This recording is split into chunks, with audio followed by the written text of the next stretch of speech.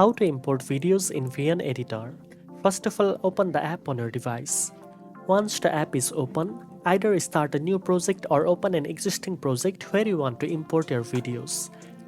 Tap on the New Project button if creating a new one, or go to your project timeline if editing an existing one.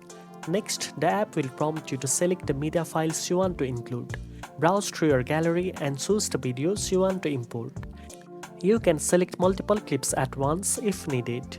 After selecting the videos, tap on the Next button to add them to your project timeline. Once the videos are imported, you can arrange them in the order you prefer. VN allows you to trim clips, split videos, and adjust the duration of each clip easily.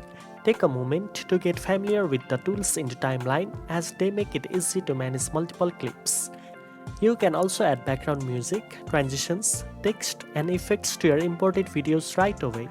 Now you know how to import videos in VN Editor.